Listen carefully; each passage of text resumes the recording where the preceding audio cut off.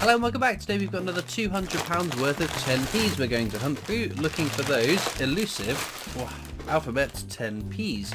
Ideally we want some 2019 dated ones, that's what I'm talking about. We have got a fair few. We've got A, C, D, E, F, G, H, I, J, K, L and M, N, O, R, T, U, V and X. So plenty still to get, but the 2019s are so hard to find. Some of the rarest commemorative coins in circulation. We started a second 2018 book, which we are 2 coins off of finishing. We need H for Houses of Parliament, and we need T for the drink tea, and that will be our second 2018 book done. So let's get into these bags, see what we find. Okay, then we're going to get into some questions left in the comment sections of my videos whilst we're hunting through those 10p's. We have got Chris Wrote, who says, do you sell some of the doubles of coins that you find? I would like to finish my book off £2.50. So I don't personally know. I'm purely a collector. All the coins that I find, that I keep, are just in my wider collection. I've got tubs and tubs of the coins now, which again, when it gets around to February time, I'll be doing another whole collection update, which is always quite fun to sit and go through and think, oh my goodness, I have issues. So yeah, I don't sell the coins. I'm purely a collector, not a reseller of coins. Darren B says, I miss the purple. Oh yeah, the new towel. So the towel, it's not really new anymore. It's the red towel I'm using now. I do love purple. Purple is my favourite colour, but it's nice to have a bright colour. I think it brings a bit of more vibrancy to the video. Freddie Strather says, who are you supporting in the World Cup, Christopher? Well, it's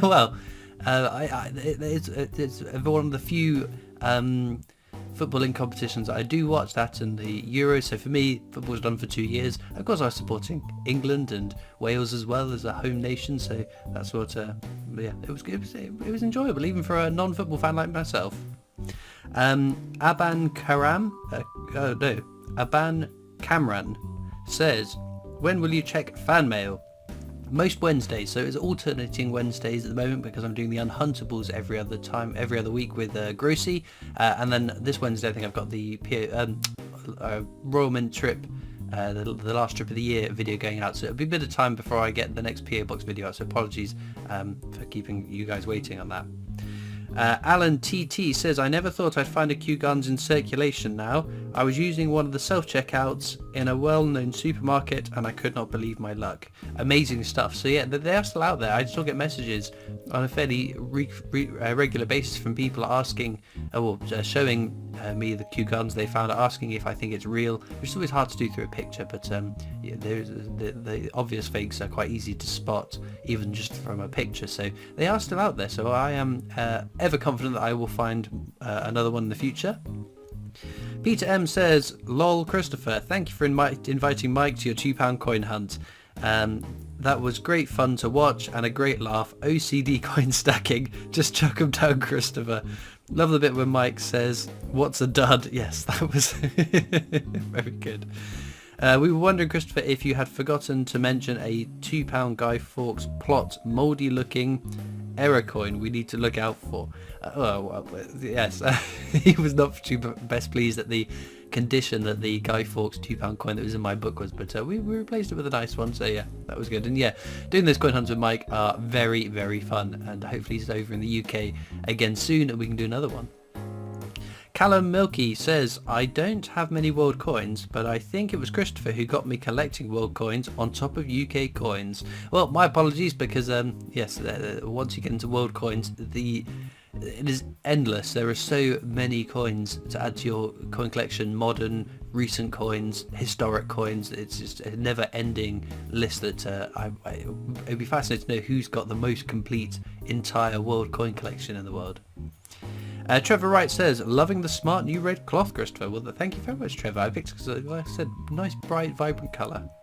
Also, I've sort of run out of unique colours to pick. I think I've been through the colour wheel and I've run out of new colours to go for. Joan Storer says, can you please tell me why I have two 10p's, both dated 2015, but one has the date stamped on the top and the other has it nearly at the bottom? Is this a regular occurrence? 2015. What changed in 2015 that would cause that?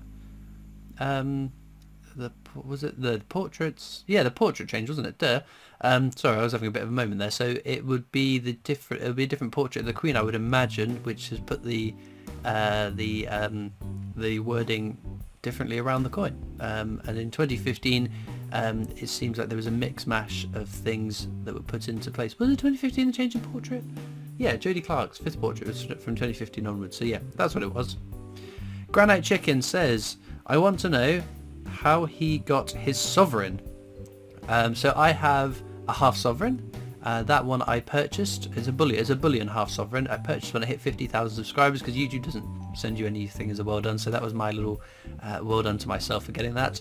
I have got another sovereign. So ages and ages ago now, I was given a tin of coins by my late grandfather's wife who was moving abroad, and she found this tin of coins, didn't want it. She knew I collected coins, so she gave it to me, and there were 2 sovereigns in there, and my mother allowed me to keep one, and her sister has the other one. So that's how I ended up with my sovereign, although I do have one in the post on its way, hopefully soon, the memorial one. I'm very excited to get my hands on it. Abby Niall, I think we actually met you at the Royal Mint, so hello to you again. Hello Christopher, question for you. If you had to rank the 5 portraits of Queen Elizabeth II, what order would you rank them in? Favourite to least favourite? Jodie Clark's 5th portrait, Raphael McLouth's 3rd portrait, Ian Rank Broadley's 4th portrait, Mary Gillick's 1st portrait, and Arnold Mason's 2nd portrait. Yeah, go for that. Dizzy B says, glitter hot glue gun plus alphabet 10p's equals pretty bedhead display. No. Well, if that's what you want to do with your coins, then go ahead, but I would not be defacing those ones, at least. Like the Benjamin Bunnies, which I signed on, technically defacing them. I know some people get their knickers in a twist about it, but those people need to get a grip because there's 25 million of them in circulation. Whereas the alphabet 10p's are so hard to find, I'm not colouring, drawing, glittering, gluing, painting them at all. Little Jellies, that's a really cool name, I like that. How do people go about setting up business accounts? Do you just register a limited company and then use that? It doesn't have to be a limited company. Christopher Collects, the business, my business is the YouTube channel, and so that's a sole trader company. So I'm not a limited company, so you can't go find me on Company's House and find out all my personal details. So I think there does have to be a business though. I don't think you'll be able to set up a business account with just the intentions of getting your hands on lots of coins. There has to be an underlying business because they do ask a few questions about it. Red Rum says, have you kept the 4Q gardens or did you sell them on? Just curious. I kept them all, so they're all in my collection. I think there's 3 in my 50p books, and there's 1 in my wider collection which I got before I started making videos. So yes, I wouldn't part with those. You'd have to prize them out of my cold dead hands. I'm going to be buried with those things. Hooked on Cortinas and Classics says, Christopher, do you have a favourite 10p? I certainly do. F for fish and chips. It's a really clever design. I really like it. Followed by ice cream and English breakfast. Although I do like the letter Q as well for queuing. I think they're a very cool set. I think the one that's most disappointing for me is C, because C for Christopher Collects and it's cricket, which I totally get. Cricket is a very British thing, but cricket means nothing to me. I'd rather have castles or something else beginning with C that's more relevant that I like.